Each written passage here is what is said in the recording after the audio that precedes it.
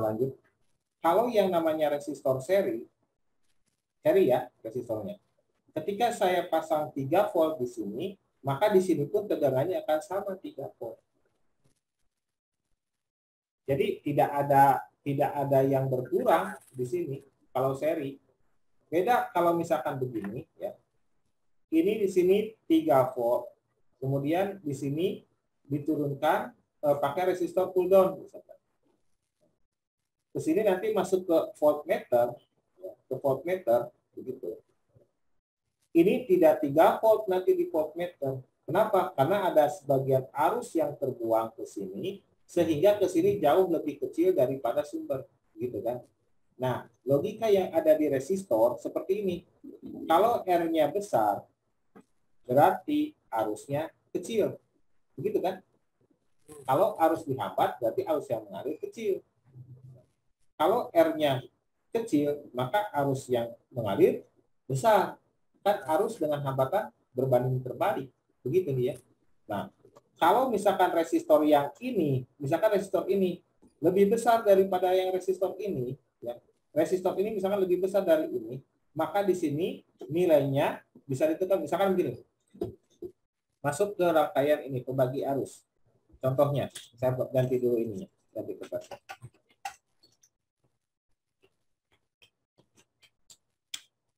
Contohnya seperti ini. Ini resistor, ini jalur. Jalurnya, ini voltmeter, ini ground. Ini ground, ini sumber, source-nya, misalkan di sini 5 volt. Di sini 5 volt. Ini misalkan 10 kilo, ini 10 kilo. Resistornya sama. Maka ibaratkan kita dari sumbernya, kita bagi cabang, ukuran selangnya sama. Ukuran selangnya sama. Gitu. Hambatan selangnya sama. Maka air ke sini nanti akan terbagi 2, jadi 2,5 volt. Nah, ini rangkaiannya disebut dengan divider, pembagi arus. Ini rangkaian, kalau misalkan kita temu rangkaian seperti begini, ukuran yang di sini, ukuran dari sumber dengan yang pull down ini sama, maka tegangannya dibagi 2. Begitu.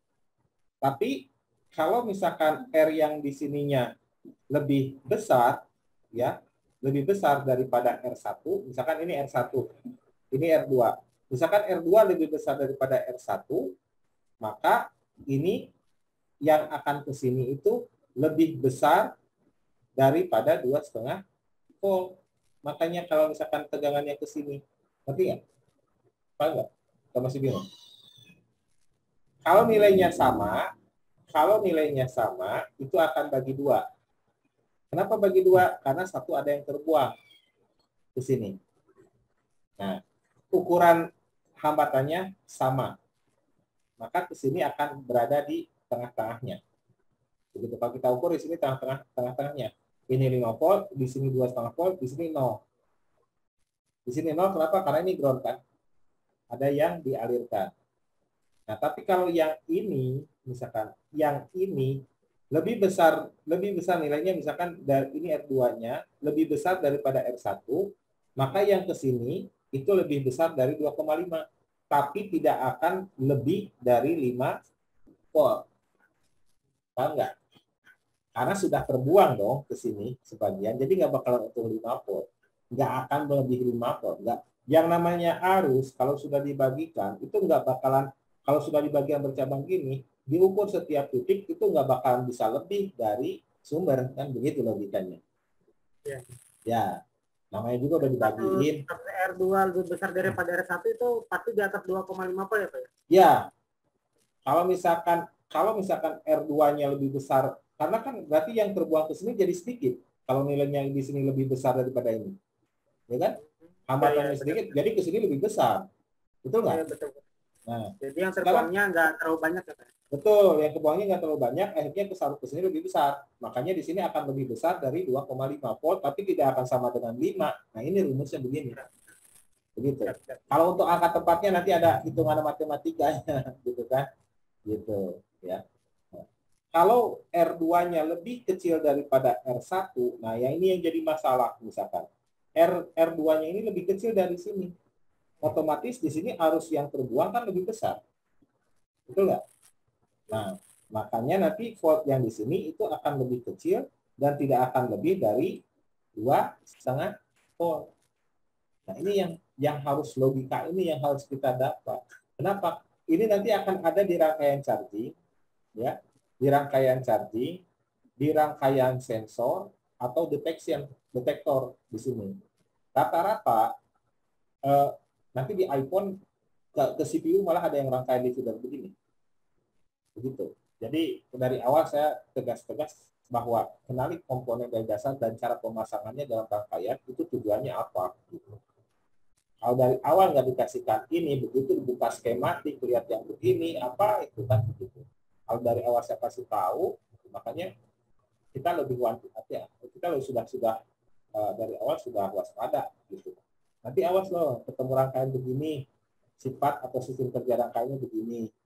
Kalau misalkan ketemu dengan resistor yang seperti ini.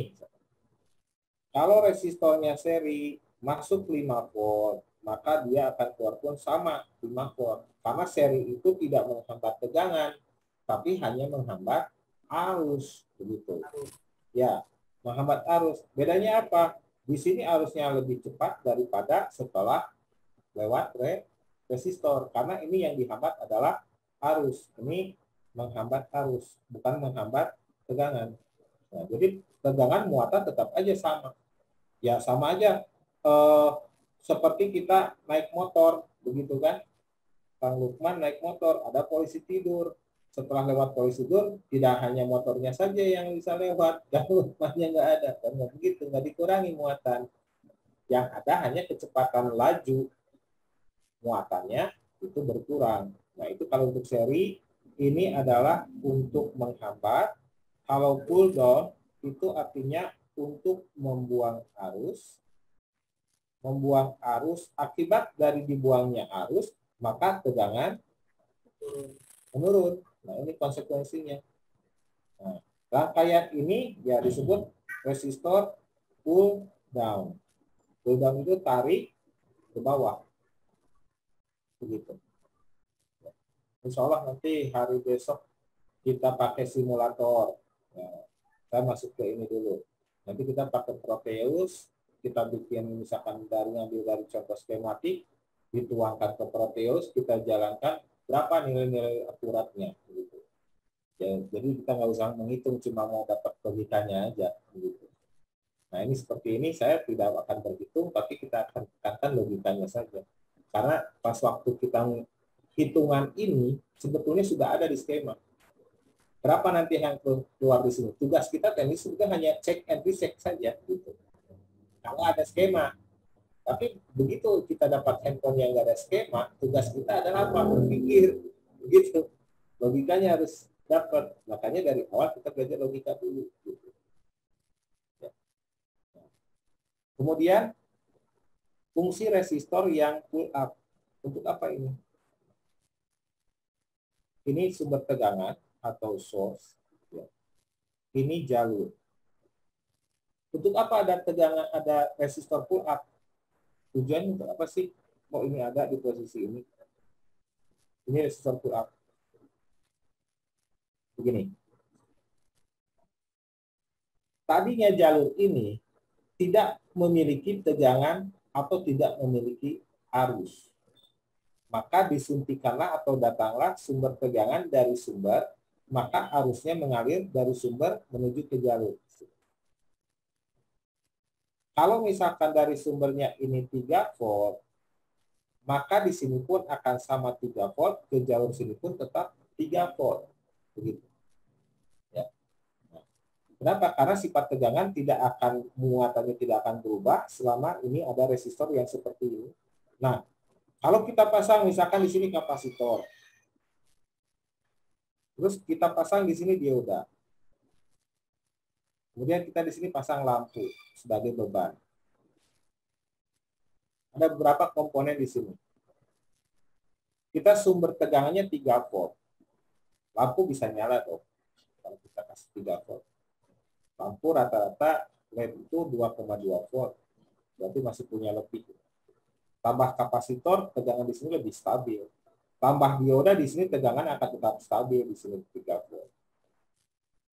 Nah, ketika ini bocor, misalkan ini short, dari sini konslet, maka arus akan terbuang dari sumber tegangan ya dari sini ke ground. Akibatnya lampu mati jadi 0 volt. Semua jalur sini jadi bukan 3 lagi tapi jadi 0 volt. Kenapa? Karena komponen ini short. Tegangan di sini akan terbuang secara percuma ke ground. Akibatnya yang ini sudah 3 volt lagi tapi jadi 0 volt. Tapi sumber ini tetap ada. Begitu. Kenapa?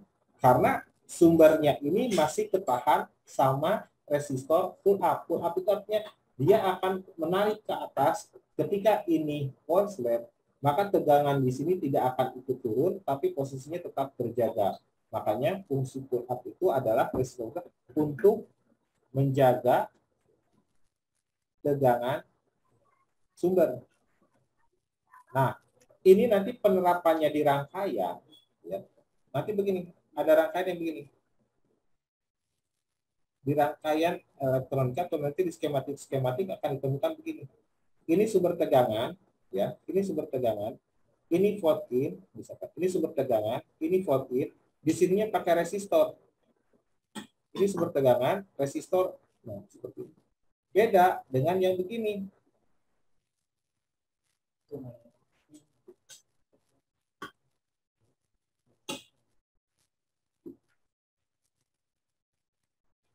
Ini pakai L, ini C paralel. Ini walaupun rangkaiannya seperti yang bentuknya sama, tapi penempatan komponennya di sini beda. Ketika sumber tegangan dialirkan, ininya short, konslet, maka kalau yang ini sumber tegangan ikut konslet. Sumber jadi langsung drop, 0. Jadi 0 juga, Pak. Ya, jadi 0. Kenapa? Karena ini bukan ini. Ini bukan penghambat. Ini malah hanya untuk blokir gelombang saja. Jadi nanti di sini tidak berfungsi. Tegangan ini akan langsung jadi drop, ikut drop. Berbeda dengan yang ini, kalau ininya short, konslet, bocor, ini tegangan tetap high, posisinya di 1 atau dikatakan tetap high. Kalau ini langsung jadi low, begitu. Jadi pahami nggak? Ya, nah, jadi itu yang dimaksud pull up sebagai properti ya, tegangan itu ya, ya, Pak ya? Betul. Jadi pull up itu untuk menjaga tegangan sumber. Kewajiban saya dari awal sudah menekankan seperti ini. Jadi tidak ada pas bentuk khusus apa resistor hambatan. Banyak tuh. Hampir saya kalau dari ke SMK gitu kan, dari ke ini kadang-kadang ada yang mau sekolah aja di tempat saya kadang-kadang ini STM ya atau SMK saya kasih soal nggak ngerti. Nah, itu saya gitu kan. Jadi dari awal saya tekankan bahwa komponen resistor itu seperti ini, bisa terbaca. Maaf nih tulisan dapat ilmu baru, Pak. Dapat ilmu baru, kenapa? Ya ini dapat ilmu baru ini. Ya kan itu fungsinya khusus. Saya di sini insya Allah ya kasih detail. Kenapa? Ya karena di rangkaian kita nggak bisa ditawar. Cuma bagaimana metode belajarnya supaya cepat dipahami. Nah ini caranya seperti ini. Jadi saya menyampaikan ya mudah-mudahan ini bisa cepat dipahami. Saya bikin apa? Logika sederhana. Jadi kalau untuk menentukan posisi komponen di rangkaian gunakan logika ini. Kenapa saya menyarankan harus pakai avometer analog? Karena sangat cepat sekali menentukannya. Kalau ini ke sini berarti probe hitam. Kalau anak-anak yang di sini saya bilang begini.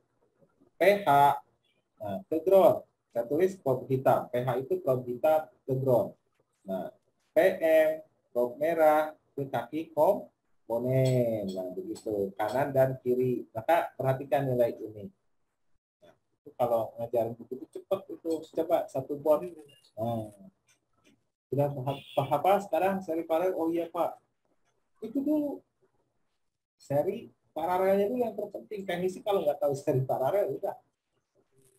Kenapa? Kenapa saya menekankan ini seri paralelnya dulu? Karena fungsi komponen bisa ditetapkan setelah ketahuan posisi komponennya dipasang seri atau paralel begitu. Nah, sebagai contoh ya ini contoh kecilnya resistor. Jangan di sini hambatan, di sini hambatan, di sini hambatan. Kalau semua dihambat, kenapa variasinya begini? Nanti kan logikanya nggak berjalan. Makanya saya coba supaya nanti rekan-rekan betul-betul menguasai penempatan komponen dalam satu rangkaian itu mempunyai tujuan dan fungsi. Jadi ketika kita menganalisa sebuah rangkaian, kita bisa membaca gejalanya. Oh ini gejala ini mah biasanya coba cek. Oh ini ininya yang bermasalah. Nah, jadi ini rangkaian kelebihan arus. Berarti nanti ada komponen paralel nih yang bermasalah. Begitu. Oh ini rangkaian konsumsi arusnya sedikit. Nanti ini ada komponen seri yang bermasalah. Singkat Pak. Gitu. Logikanya cepat. Jadi analisanya cepat juga. Jadi begini. Ini gambar sederhananya. Ini tangki air misalkan. Atau baterai atau ini tangki air. Ini selang. Ini tangki air. Nah, ini mau dimasukkan ke pipa misalkan. Ini pipa. Pipanya pipa karet. Ini air. Ini muatan. Jadi bedanya arus dengan tegangan, kalau tegangan itu masih berupa muatan. Muatan yang diam, tidak bergerak. Kalau arus, muatan yang bergerak. Begitu. Makanya nanti muatannya akan habis karena dirubah menjadi muatan yang berat atau berpindah massa. Seperti itu. Nah, hal ini yang bergerak mengalir itu adalah arus. Begitu kan?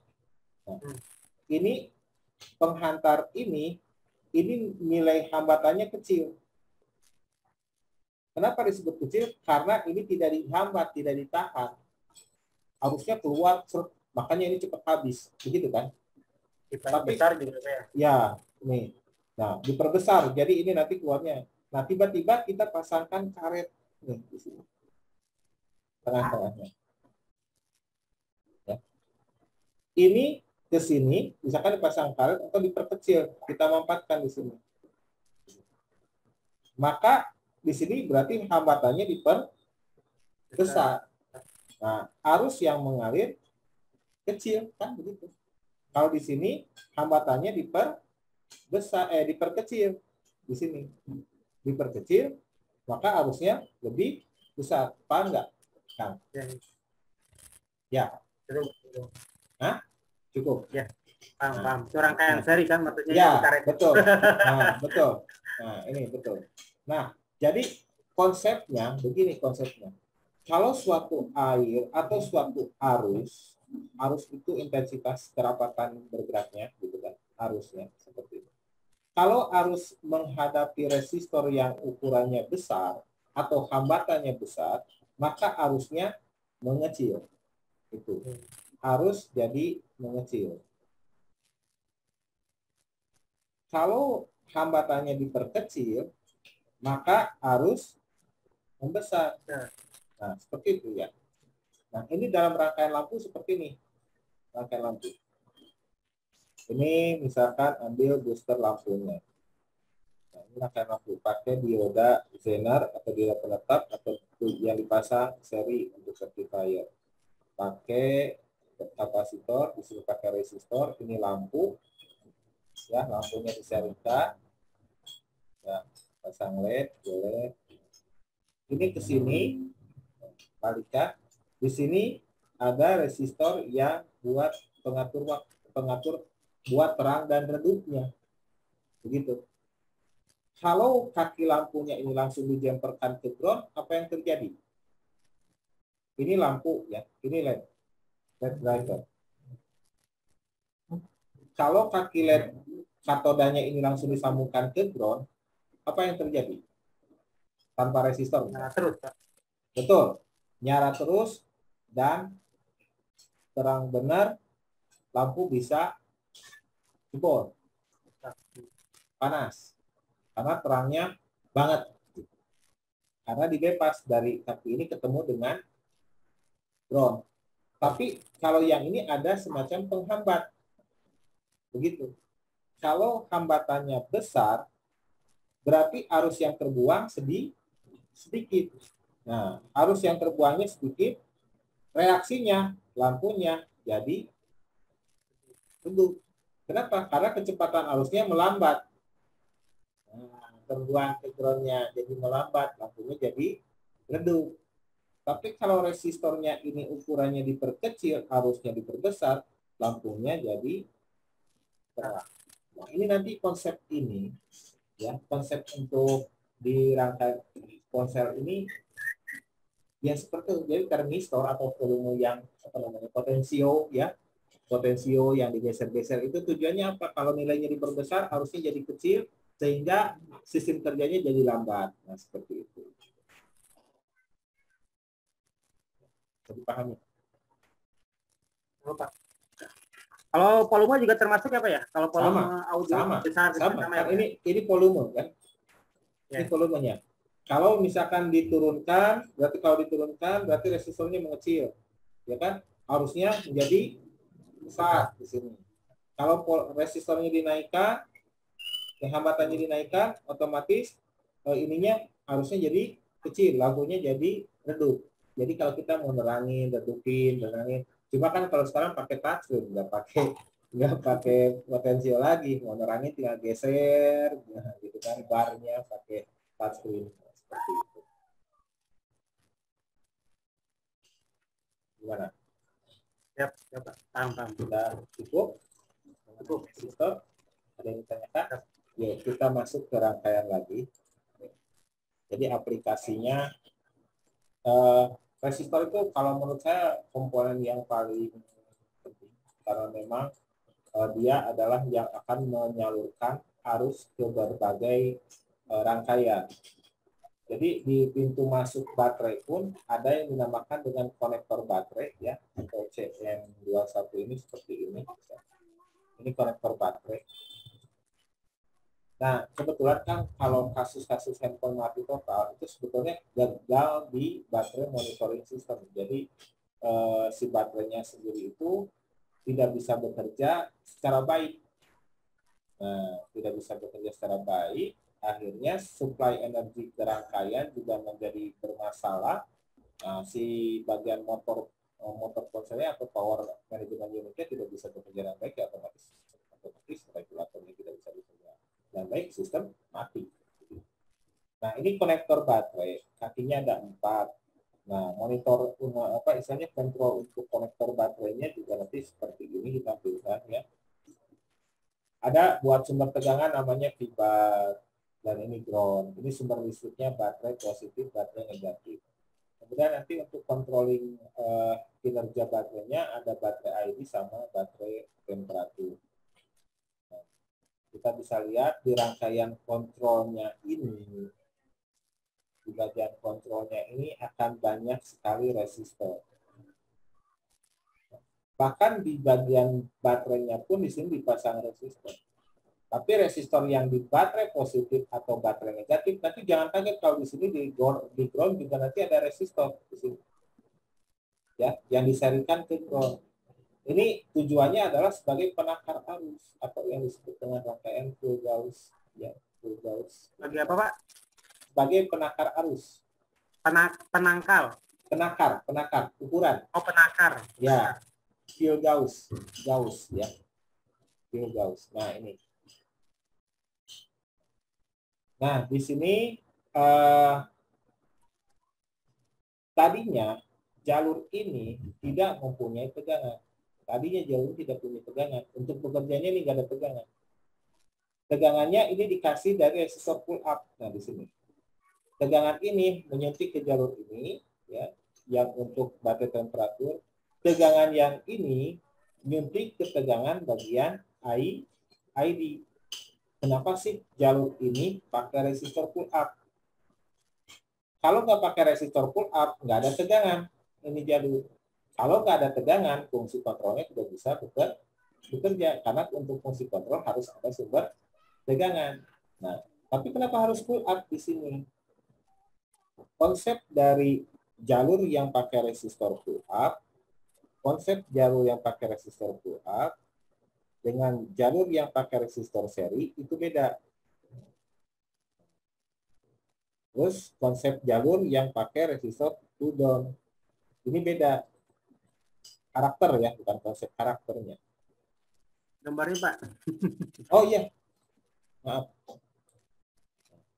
Jadi yang pakai resistor pull up, kalau misalkan jalurnya tunggal, pakai resistor pull up, ini kondisi jalurnya jadi dua.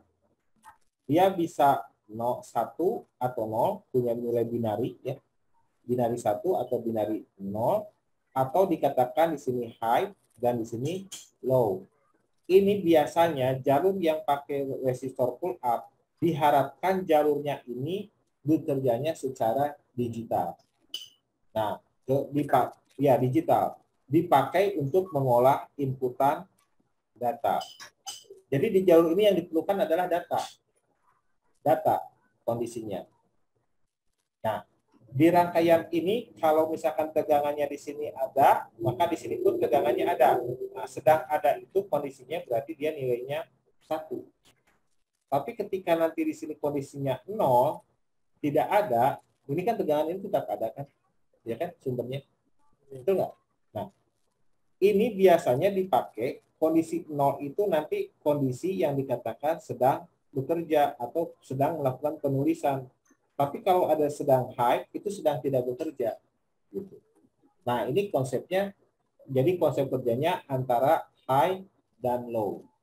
High dan low. Ini lebih condong kepada untuk jalur data.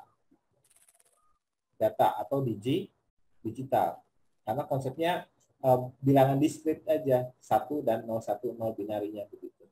Kalau yang ini, seri, itu banyak memang dipakai untuk perintah dan kontrol. Nih. Nanti dalam rangkaian itu cuma melewatkan arus, ya, menghambat arus, melewatkan tegangan. Nah, ini hanya memperlambat saja jalannya. Gitu. Nah, ini biasanya untuk perintah atau untuk kontrol. Kalau yang ini, pull down, itu membuat karakter jalur ininya adalah menjadi low. Kenapa? Karena dibuang. Kalau ini kan high konsepnya, dia harus terus saja tinggi jalur ini, gitu kan? Yang jalur ini harus tinggi terus, gitu kan? Betul nggak? Nah, tiba-tiba nanti ada perintah jadi low. Nah, setelah tidak diperintah jadi high lagi, balik lagi, gitu. Contohnya Dia juga dia juga berfungsi sebagai proteksi arus juga ya Pak ya? Ya, betul. Betul. Betul. Betul. Jadi yang ini konsepnya high, yang ini konsepnya low. Nah, low ini nanti dipakai sebagai enable perintah gitu. Enable, disable. Nah, ini kalau ini enable. Nah, nanti kita temukan perintah-perintah yang low begini itu di rangkaian digital. CPU salah satunya ya atau SOC untuk mendapatkan perintah dia pakai begini nih di depannya. Rata-rata jalur yang mau masuk ke CPU ya ini pakai gambar cincin begini di depan IC-nya. Ini adalah yang disebut logika inverter. Kenapa? Karena CPU itu cukup dengan low command. Low command. Jadi ke CPU itu nggak ada yang tegangan tinggi sebetulnya. Cukup dengan di low kan ini sudah cukup gitu. Makanya kerja digital itu tidak dengan tegangan yang tinggi. Cukup dengan tegangan yang rendah. Nah, kenapa? Karena semua komponen digital itu karakteristik kerjanya adalah aktif low. Jadi aktif kalau tegangannya sedang low. Justru kalau lagi high, dia tidak sedang bekerja. Itulah inverter. Inverter itu salah satu gerbang logika yang kalau di sini kita berkata ya, hasilnya tidak.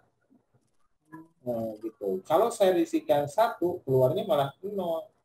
Kalau kata saya 0, keluarnya 1. Nah, ini harus dari awal disampaikan. Ciri-ciri jalur yang begini nanti akan ada yang begini. Yang ini, yang begini ya. Ada yang begini, nah, ada yang ini. Nah, kalau ini enable-nya low, gitu 0. Kalau ini enable-nya high, gitu kan. Ini. Jadi kenapa jalur itu harus ditaruh resistor? Kenapa harus pull up, harus pull down? Nah, ini karakter yang diharapkan dari jalur tersebut. Jadi nanti Kang Lukman, kalau lihat jalur, nggak seperti sedang membaca informasi gitu. Ya, kita berkomunikasi dengan skematik, itu baru benar teknisi gitu kan. Kalau teknisi dikasihin skematik, langsung pegang kepala, aduh pusing, berarti nggak bisa komunikasi dengan rangkaian. Berarti penguasaan komponen dalam jalurnya dia nggak paham. Gitu. Akan kemarin dibahas tentang IC apa ya, mereka kan minimal Ya. punya 4 kaki ya Pak. Betul. Nah berarti salah satu kakinya itu kan trigger. Nah trigger itu berarti pasti ada ini ya Pak ya. Pasti ada yang low. Pull up dan pull down pasti ada itu ya Pak ya. Iya pull down. Nah saya ambil contoh seperti ini yang di skema. Yang di skema kita ambil tadi yang sebelahnya. Nah, CE ini adalah chip enable. Chip itu artinya IC, ya chipset ininya. Enable perintah. Chip enable tidak pernah ada yang tinggi. Dia selalu dalam keadaan low. Ini. Jadi sebelum jadi perintah ini sudah dibuang. Berapapun tegangan di sini akan jadi low, sehingga ini bisa mulai bekerja. Nah ini low. Ya. Nah nanti cuma kalau di sini nggak digambarkan, harusnya ada cincin bulat di sini. Nah ceritanya beginilah, ini sekilas. Nanti ini dibahasnya di grup unit charging. Ini sekilas saja. Jadi ada gambaran. Ketika misalkan si ponsel baterai itu kondisinya, ini digambarkan kenapa di sini bat 0, karena baterai itu kondisinya ada kondisi 0, kondisi 1. Nah, begini. Kalau 0, baterainya low. Kalau bat 1, berarti baterainya kondisinya high. Gitu ya. Saya anggap di sini baterainya 0, baterai low. Atau baterai high dulu lah. Baterai high itu baterai yang penuh. Kalau baterainya penuh, maka baterainya nanti akan berubah jadi sistem. Jadi artinya si baterainya langsung bisa menghidupkan perangkat IC power dan lainnya. Paham nggak? Kalau baterainya tinggi. Kalau baterainya tinggi, berarti dia langsung bisa dipakai untuk menghidupkan sistem gitu, atau menjadi pipon power, jadi power untuk teleponnya. Tapi kalau baterainya ini low, saat baterai low, nah nanti ini akan mendeteksi ya, ada interrupt di sini. Set interrupt ini nanti akan laporan ke IC power dan IC CPU. Dia akan menyampaikan, woi, bat low. Dia akan ngasih tahu ke CPU, bat low. Nah, saat bat low, nanti CPU akan menampilkan ke layar. Si pengguna ponsel melihat kondisi ponselnya lowbat, buru-buru dia masukkan USB charging ke sini. Masukkan USB charging ke sini. Saat ada USB chargingnya sedang aktif, USB-nya jadi high. Makanya di sini USB-nya 1. Kalau dicabut USB-nya, berarti USB-nya jadi low, 0. Paham nggak? Pada saat dicolokkan USB-nya jadi high. Saat high, switch juga berubah jadi high switch-nya. Maka dia akan si IC ini akan men-switch, dia akan meningkatkan arusnya supaya bisa menghidupkan sistem sekaligus dia bisa mengisi baterai. Begitu. Kalau baterainya sudah penuh, sudah bisa jadi sistem, ini ngasih tahu lagi, bat full. Nah, si pengguna ponsel melihat baterainya sudah penuh, dicabut kan ininya. Berarti USB-nya no, low, begitu. Kalau USB-nya low, switch-nya juga low, maka tidak memproduksi arus. Ini akan stop dengan sendirinya, berhenti. Nah, yang tegangannya, sumber tegangannya di switch. Jadi siapa yang berhak menjadi tegangan sistem? Baterai. Kalau baterainya low, yang berhak menjadi tegangan sistem ini dari USB.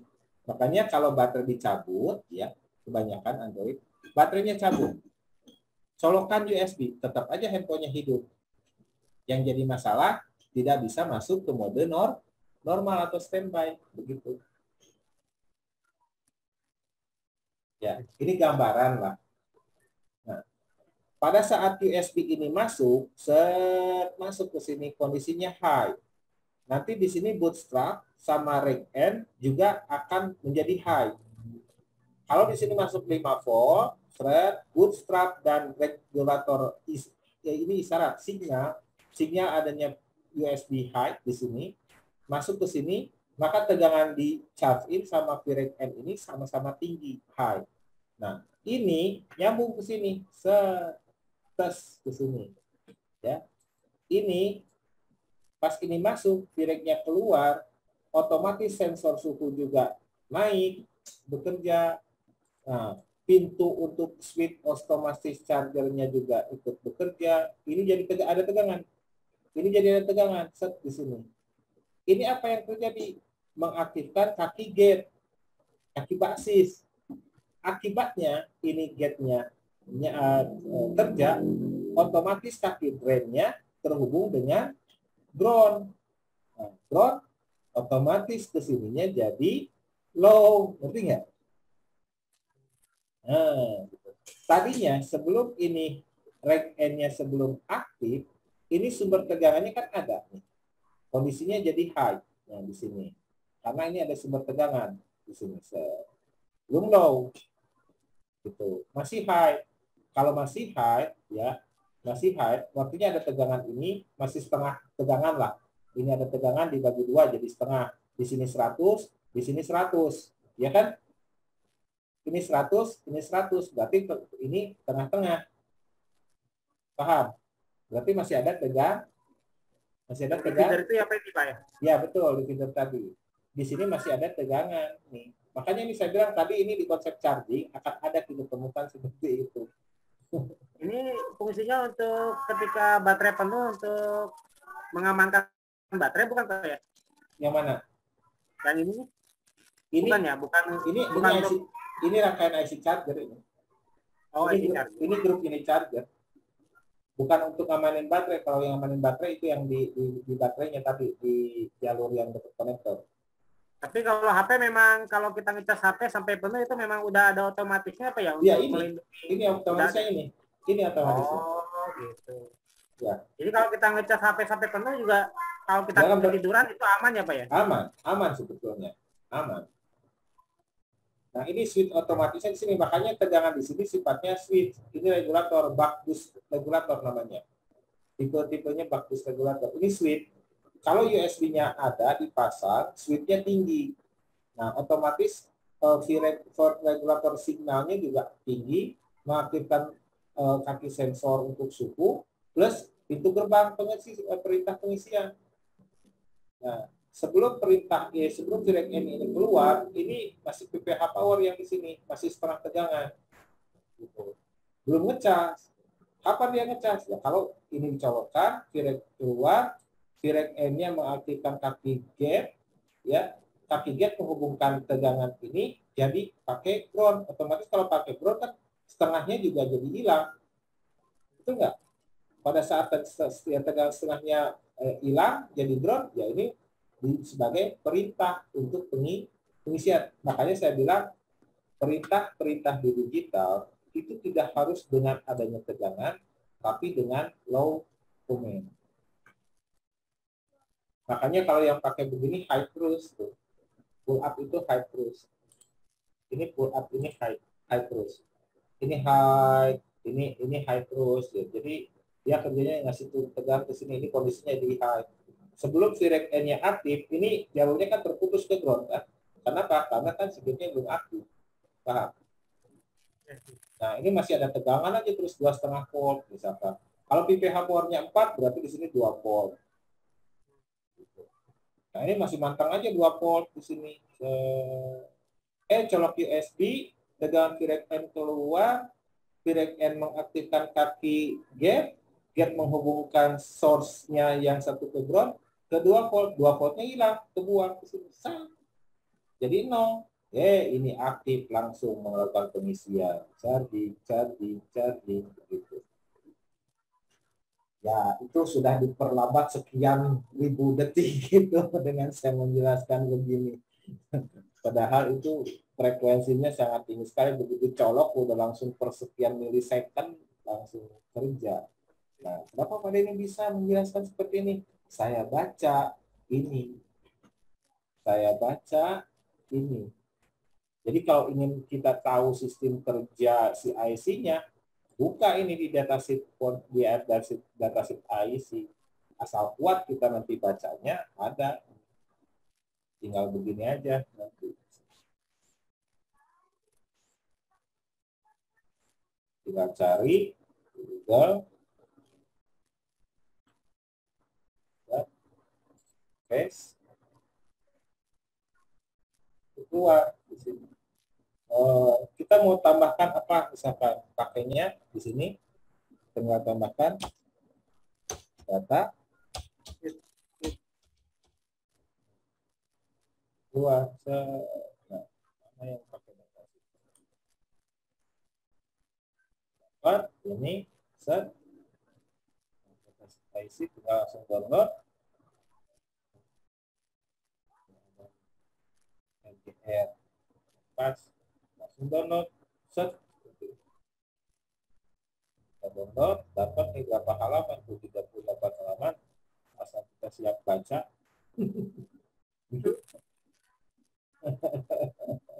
Mantap.